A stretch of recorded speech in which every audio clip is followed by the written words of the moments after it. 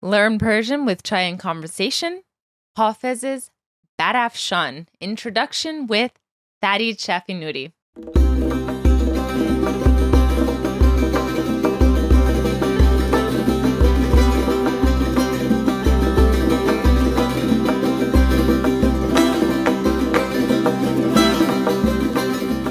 Salam Leila John. Good to be Salam back. Farid John. Great to be back. So we're here talking about Hafez's poem barafshān, and we are on a Hafez kick.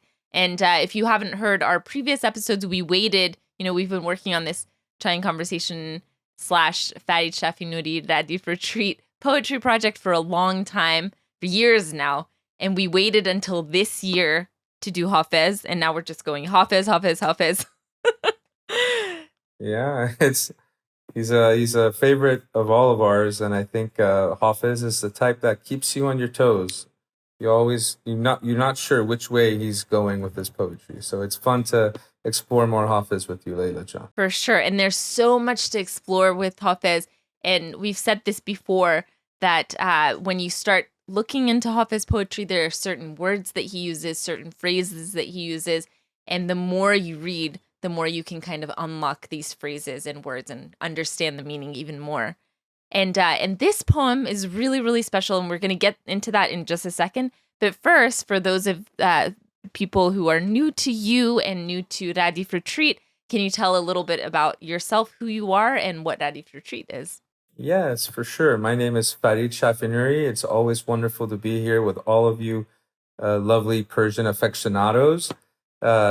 And Radif Retreat is a school of online school of music for Persian classical music. So if anyone here is interested in studying about the Radif being the immaculate collection of rhythms and melodies that has been transferred over generation to generation, it's truly the custodian to classical Persian poetry. So it's lovely to teach Persian poetry alongside Persian classical music. Right. And so Farid comes from that perspective of being a musician first and foremost. And he has been studying Persian poetry for so long, which is why I love doing this project together of reading poetry. And we have a long history. If you listen to previous episodes, you'll hear us talking about, we have decades long history at this point of getting together and talking about poetry. So it's wonderful to be able to do that with all of you now as well. And so now this specific poem, speaking of decades long history, one nice thing that we talk about with poetry is that just like music, which you can memorize music, like Yo-Yo Ma talks about this all the time, how he's been learning Bach since he was 4 years old. And, now he's in his 70s and he has changed over time. The music hasn't changed, but because he's changed, the way he plays that music has changed. And so poetry is the same. It's something that you can memorize.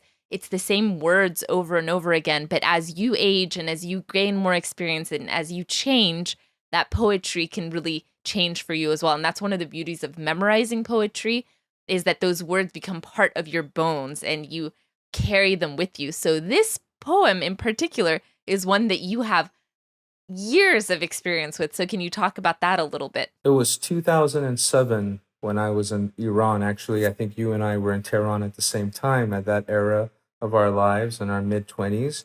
And I had a dear friend who was going back to the States, and she did a Fale Hafez. As we know, Fale Hafez is the concept in which you grab the Divan Hafez, the book, and you pick a poem and you allow that to be a forecasting or a type of fortune telling for you, or some sort of message Hafez may have for you through the centuries. And this specific poem was her Fal, and it really moved me. It was a love. There was a lot of love drenching from each word, and I was inspired within 5 to 10 minutes. It transferred over into a melody, into a rhythm, and before I knew it, 3 weeks later, I recorded my song barafshān, based off of this poem in Tehran in that summer of 2007. And it's lovely to revisit it now and to jump into all the meaning, the multitude of meanings that kind of falls in each of these words that he uses, Hafez.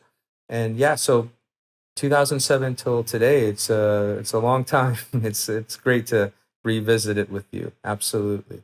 Wow. And a few things. So this song has also been a part of my, listening for a long time. It was on your album, and we'll link to that song in particular. It'll be wonderful for students to listen to it as they are learning. But also, you're revisiting this song and creating it into something new, which we won't talk too much about, but we'll surprise our students with it as soon as it comes out. We will let you all know. So this song is also being reworked. But also another really wonderful thing about this poem is it was actually the first time that I heard the word gisu, because, growing up in the diaspora, this is not a word that we use very often in conversation. So gisu, can you say what gisu means? Gisu is another very poetic way of talking about the wonderful, lavish locks of hair of the beloved. And when they say Gisu, which is also now a name for women, for girls are named Gisu, it's a term that when they say Gisu, it's a really beautiful way in which it even feels when you say the word Gisu. It almost has a French kind of quality to it. And it really refers to locks of hair. And how amazing that since 2007 till now, hair has always been, this important part of Iranian culture. This poem is basically an ode to Gisu, an ode to hair. And how amazing that since then till now, through the women life freedom movement, Gisu has become an emblem of Iranian women, of Iranian strength. So that's something that I'm really excited to look at this poem now with that lens of experience that we have. That's really cool. Absolutely. Absolutely. It's always been a symbol of freedom to a certain degree. In fact, a couple hundreds of years ago, there was a poet, a Baha'i poet, a follower of the Baha'i faith by the name of Quratul Ain. And she actually was one of the first of her time in that era. She was a poet, a wonderful poet, and she removed her hijab or her burqeh, and we'll learn these words as we move through the poem. And she lost her life in that process. And this is a poet, a female poetress who used her hair as a sign of freedom and rebellion from the system. So here Hafez very beautifully weaves a story using the hair of the beloved, explaining how emancipation really starts with your self-expression and with yourself. Great. And so, as in every other episode, what we're going to do is that we are going to read this entire poem to start. Farid's going to read the Persian, and I'm actually going to read a translation that he provided for us. So Farid's translations are never literal. It's always kind of explaining the meaning of an interpretation of the line. And as always, this first episode, Farid and I are going to go over the entire poem, the meaning, the background, and maybe we'll make some discoveries along the way as we're talking. And in subsequent episodes, I'm going to go through the poem word by word, line by line, and go through these phrases that we're going to learn and see how we're going to use them in current conversation. By the end of this series of lessons, you will have completely learned this poem to where it is in your bones and you will have memorized it, and we will ask you to send us a video of yourself. Where, Farid? Somewhere beautiful on this planet Earth. That's right. Somewhere in a beautiful location, very important, that have you reciting this poem and by memory. And at this point, if you're new to our program, that this might sound like a daunting and impossible task, especially if you're new to the Persian language. But believe me, our program makes it really easy for you to learn and join us in memorizing that poem. And I will just say before we read it, or before we get into the lesson, that we have information about Radif Retreat on this show notes for this lesson as well, because music is such an important part of Persian poetry, and it's wonderful to integrate all of these things. So not only will you integrate the language, you'll learn about how to integrate music and everything. And I'm very excited to go on this journey with you. So without any further, Farid Can you go ahead and read the Persian? مدامم مست می‌دارد نسیم جعد گیسویت. Wind flowing within your hair forever intoxicates. خرابم می‌کند هر دم فریب چشم جادویت. Magical deception within your eyes forever destroys. پس از چندین شکیبایی شبی یارب توان دیدن. Night after night, patience I try to see the beloved. که شمع دیده افروزیم در محراب ابرویت. To light a candle in the altar of your eyebrows. تو گر خواهی که جاویدان جهان یک سر بیارایی. If you desire to beautify this world for all of eternity, صبا را گو که بردارد زمانی برقع از رویت.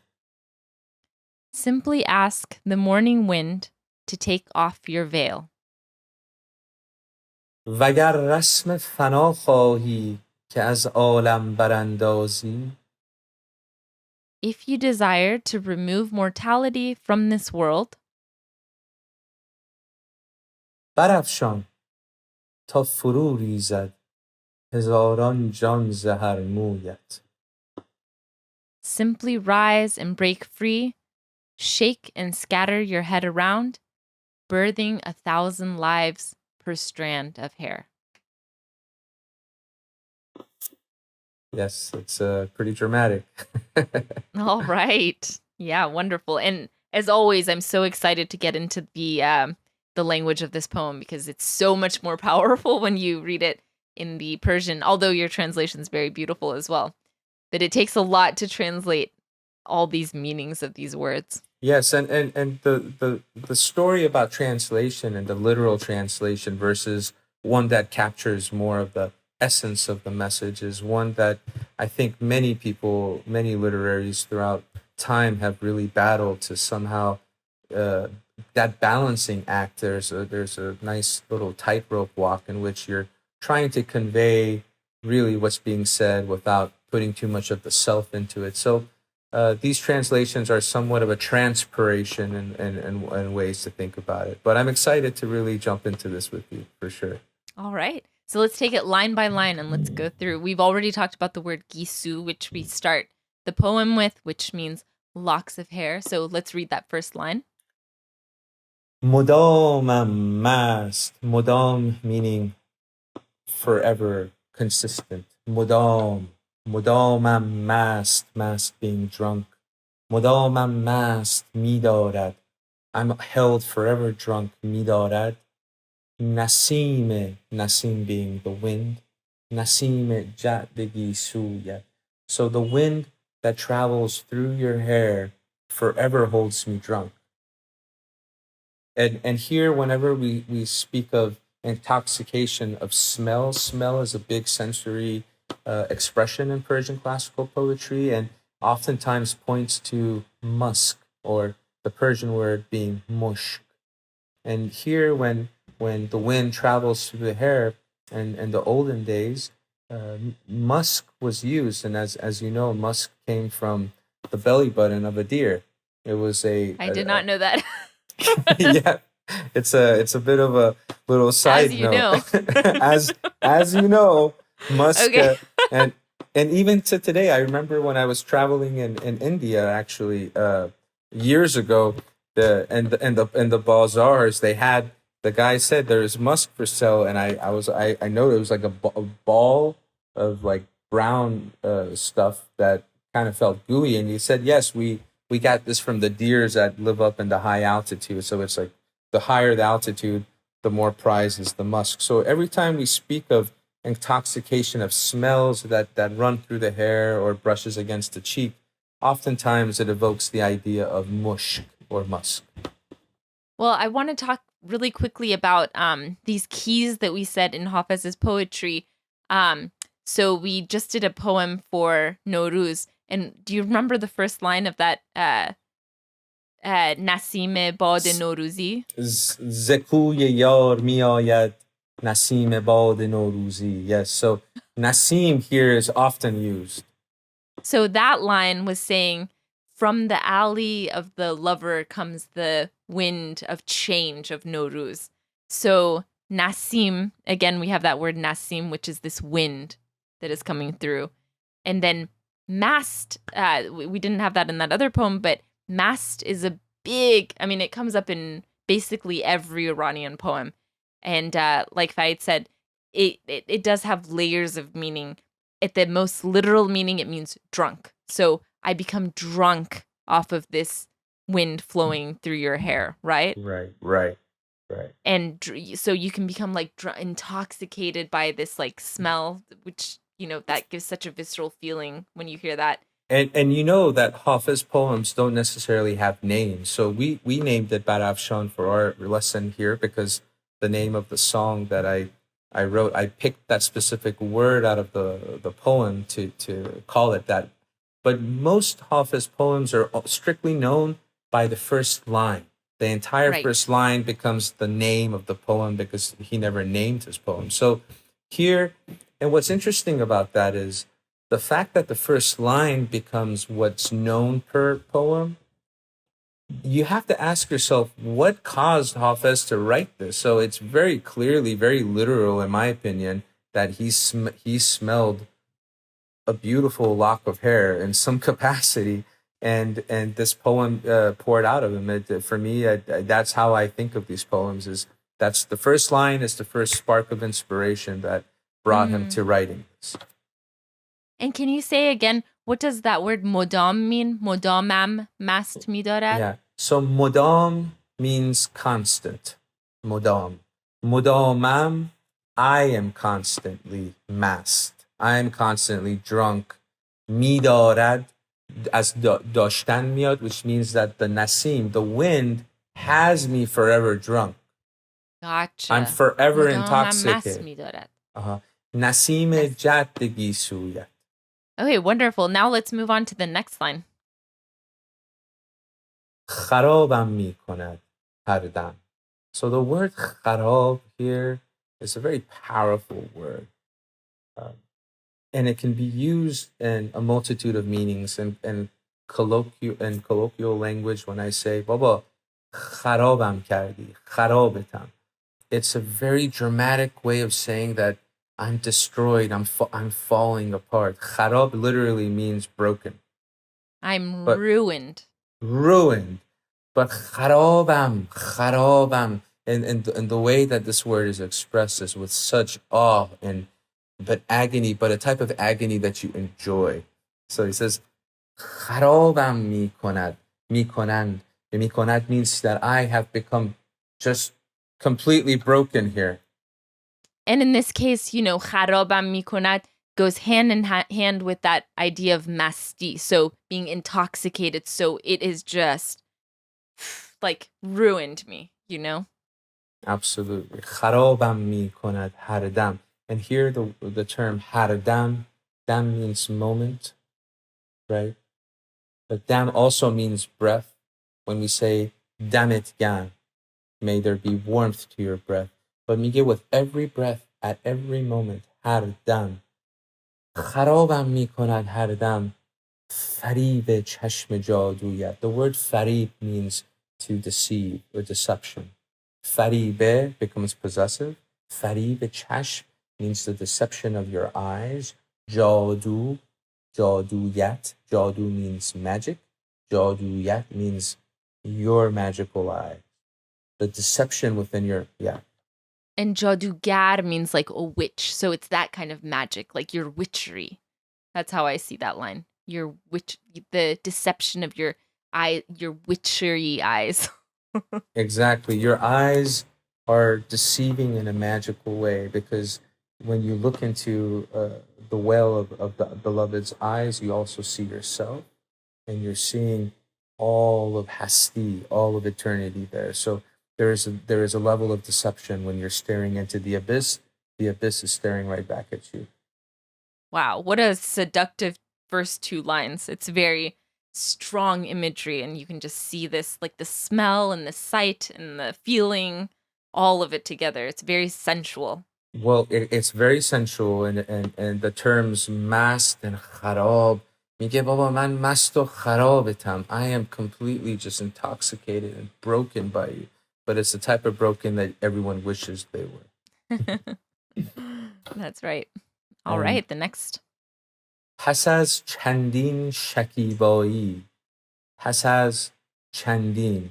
So for many nights, after so many nights, پس از چندین شکیبایی. And I say nights here because پس از چندین, usually when they say پس از, means after so many moons. Here it doesn't say the word night, shab, or ma, right? It says پس از چندین شکیبایی. And the term shakiba, which is also a name given to girls, shakiba means to be patient. To be unpatient, to not have patience, is to be na shakiba. But here, میگه پس از چندین شکیبایی. After so many nights of me being so patient, I've been so patient, so many nights, شبی یارب توان دیدم. One night came in which I saw my yarab, my yar, my beloved. So yarab here is a term that evokes the beloved. Tavan didan, which means I was able. Tavan means ability. Didan is to see. I was able to see the beloved one night after so many nights of being patient. Okay, I think that one's pretty clear. That's one pretty clear. And then we move on to the next line. که شمع دیده افروزیم در مهراب ابرویت. که sham meaning candle. شمع دیده. دیده here means basically the eyes. شمع دیده افروزیم. So the more literal term here, I wrote the translation to be to light a candle, but sham edide really means the inner light of the eyes, the light of the eyes. که شمع دیده افروزیم. To afrukhtan, afruz is to light, right? در mehrab abruyat. And the term mehrab is of altar, a space of worship, space of prayer. And mehrab here, I've used the term altar for it. Abruyat is the eyebrows. So که شمع دیده افروزیم در مهراب ابرویت. So I've waited so many nights. I've been so patient to finally see you. Why? Because I pray to your eyes. Your eyes have become my Mecca. They have become my Kaaba. They've become what I pray to. Wow. So I want to just point out that in the first line, we had the jadegi suyat. So we had the hair and the smell. We have that over there. Then we have chishme joduyat. Then we talked about the eyes of deception, or the eyes of magic, witchery. Then here we get to the mihrab abruyat. So now we're talking about the eyebrows. So we're just going through and like painting a bigger and bigger picture of this person, right? I think that's really nice. And here in the next few lines, there is a bit of a communication where Hafez is speaking directly to the beloved. Mm-hmm. And it starts with the word to, which means you. In the informal sense. So it's familiar. Absolutely. So Hafez says, to gar khahi, if you want, if you desire, to gar khahi, ke javidan. And the term javidan means basically to be given life, to be given some sense of eternity. Javidan means to be always alive. So it's immortal as opposed to mortal. تو گر خواهی که جاویدان جهان یکسر بیارایی. The term jahan means the world or the universe, the entire cosmos. Jahan. تو گر خواهی که جاویدان جهان یکسر. Yeksar means at one time, at one instance, with one snap of your finger. If you wanted to have the whole world and biarayi comes from arayidan or araste, which means to beautify, or we also have the word arayesh. Whenever women put on makeup, they arayesh mikonan. Inja mige, if you want to see the world beautiful, but for all of eternity, javidan. If you want it forever, but yeksar means with one snap of your finger, essentially. Yedafei, one time. Mm-hmm. Moves on to the next line. Now he says, okay, if that's what you want, if you're seeking the world to be as beautiful as you are, essentially, you get sabaragu. Now the term sabah is another term for nasim. نسیم صبا مشک فشان خواهد شد. Right? عالم پیر دگر باره جوان خواهد شد. So the term nasim sabah basically means the morning wind, and it's given the term sabah. So here it's saying just gu. Sabah ro gu. Gu means to speak. Speak with the morning wind. Why?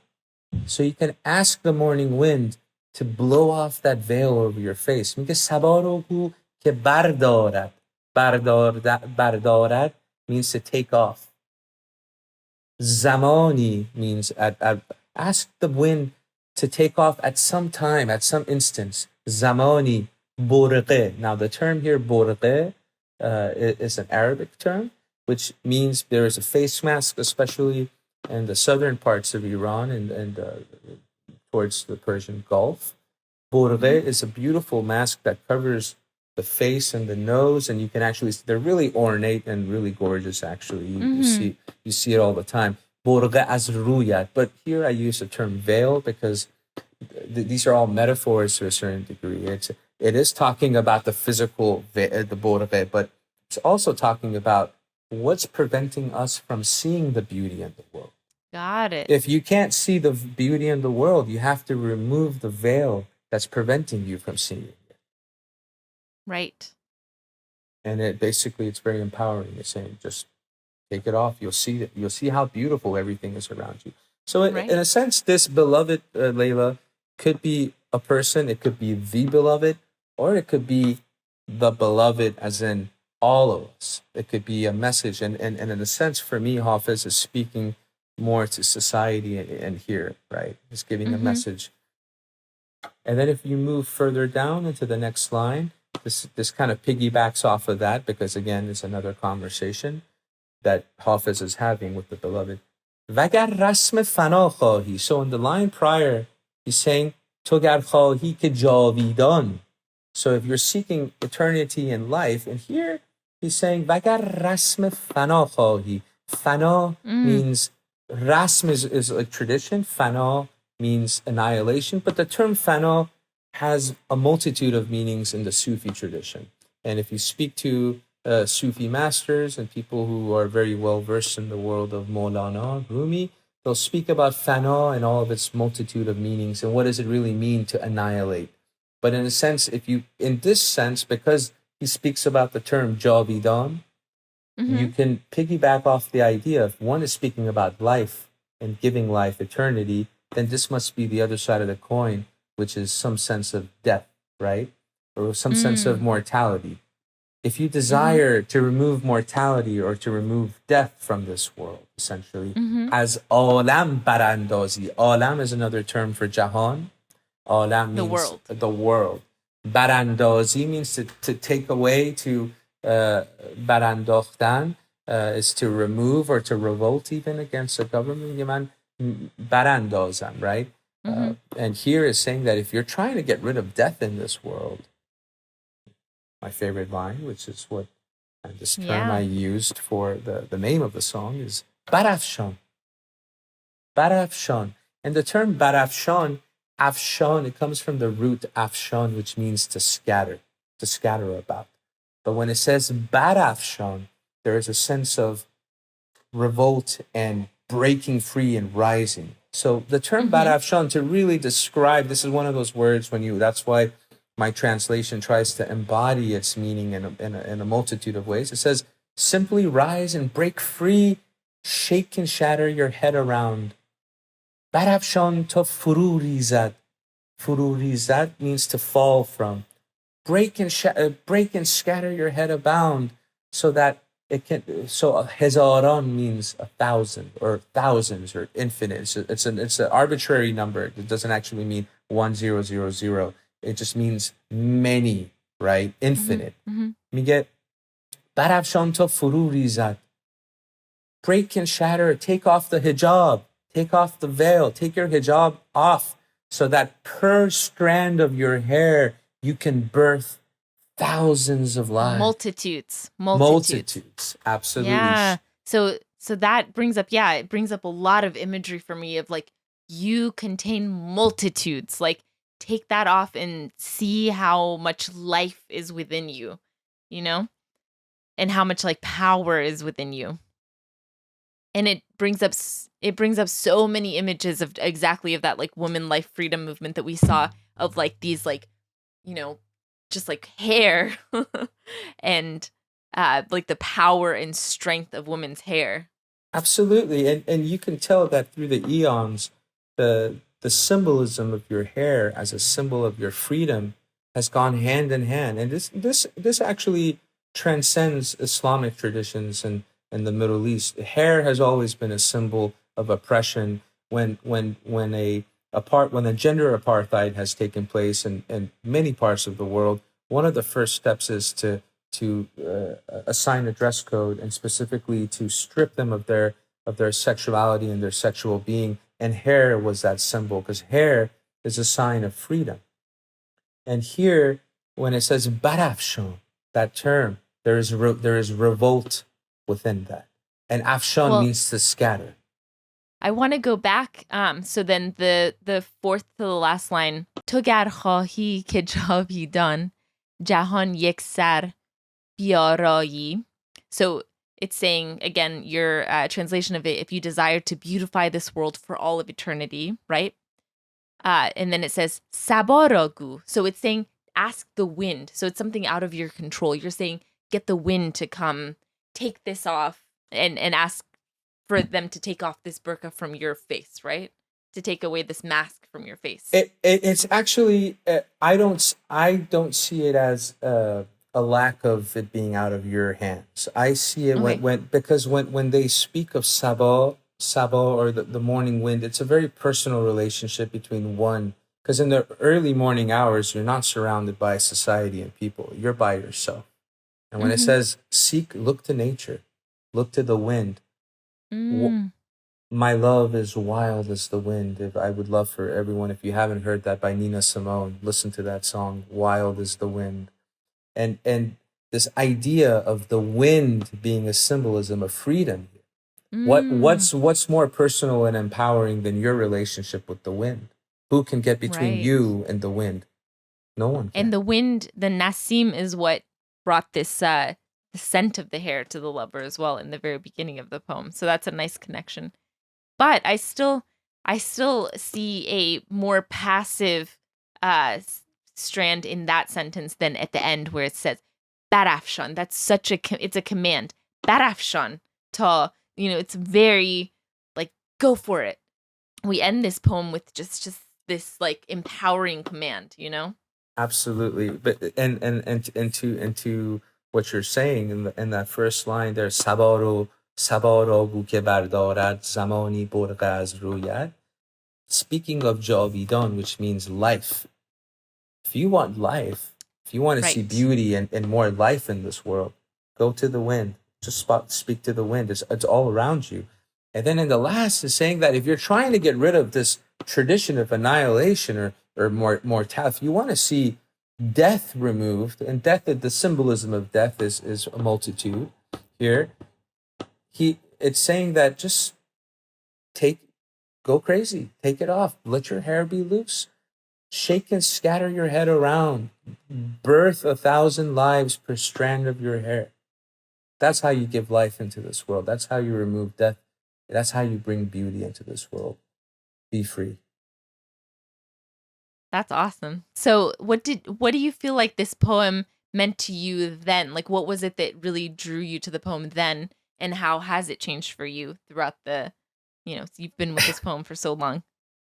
Absolutely. I mean, today it's taken on Layla. It's completely taken a whole different meaning. And after the woman life freedom movement that we've all sustained and have been, even till this day, we're living in the woman life freedom era of the Iranian peoples. Back then, it was a very personal love song for me. My love and my testament to my dear friend at the time. And it had just like kharab, I was completely kharab at that era, and it was a personal love song. But today, Hafez speaks to me at the ripe age of 40, 41, in a different way, and I see it as a message to that inner beloved within all of us. And this is one of those times where, as literal as I like to read Hafiz, I personally prefer the literal interpretations of what he says is exactly what was going on at that time. But here, essentially, there is a message that's really asking everyone to somehow, hey, it's again, you are the beauty, you are the life, and it's in the locks of those hair. Let it out, let it free. That's really nice. So as I feel like it's kind of speaking to women, but as a man, you kind of get that same message and you kind of internalize that as well. Absolutely, because there is a genderless quality to the That's right. beloved. But I mean, the bourge was for women. It is for women. Right. So here, it does take on a feminine presence by evoking the idea of the veil, the bourge. Uh, but but the message of bourge, again, there's symbolism of that. It's a mask. Some veil of deception that we walk our days with. There's that famous story by Khalil Gibran, uh, how I became a madman. And in Hmm. that story, he talks about, he wakes up and his seven masks have been stolen by the side of his bed. He runs out into the roof of his building, and he starts screaming, and he was naked. And he said, "Thieves, the thieves have stolen my masks." And everyone looks up at him, laughing, pointing at him, saying, "Look at the madman." And it was at that moment which, for the very first time, he felt the sun on his face. And thus, that's how I became a madman. So the mask is the veil, the bourge is literally something that we all have. We may not put a physical cloth covering our face, but it's something that prevents us from, we hide our own beauty. We're afraid of our own truth. We're afraid to join that eternal beauty, to join the life where we are bounding ourselves. And with the Woman Life Freedom movement, the message is very much the same. Yeah. It took one, it took two, it took 20, it took 1,000, it took now a whole generation of Iranian women to stand up and to basically tell the whole world who we really are as a people. I think it's so cool that hair in Iran, I mean, that is kind of the line that they really draw, and they just try to hide, and they are not succeeding at this point. Like if you look at videos of Iran, I mean, they're trying and trying, but now the cat is kind of out of the bag at this point, and women are letting their hair show, and it's such an existential threat to the Islamic Republic. And so I think it's so cool that this poem, when we read it, and in the subsequent lessons when we go over word by word, phrase by phrase, and you really learn these words, and you get your own meanings out of this. I think it's so cool that this poem really talks about the power of that in a literal sense. It's and like you said, like you took this poem very literally in your 20s. When you were in love, it was about a one person. It showed the love that you had for this one person, and now it's become something greater than that. Uh, but that's why this poem works on such a good level, is that that is also very important. The love of one person is very important. The downfall of an Islamic regime republic is also very important, and it works on all of these levels. That's so cool. Absolutely, and I think it's that spark of inspiration that ultimately leads us down these rabbit holes. And what better spark of inspiration could Hafiz had than the actual scent of of hair through the Bagh Eram, or the gardens of Eram in Shiraz. I'm sure that's where he probably wrote a lot of his poems. Amazing. Well, Farid, thank you again for another Thank really you. wonderful poem. Thank you. by Hafez. And we'll link to Farid, where you can find Farid on the show notes for this. And we'll link to his project, the Radif Retreat, which is we are doing these lessons in collaboration with Radif Retreat. So thank you so much Thank you. Thank for you being so with us much. again. And Thank you, Farid Leila. will be with us as we learn the additional words and phrases for this poem and as you turn in your videos as well. So thank you again. And until next time, Khuda Hafiz. Khuda Hafiz. Bye.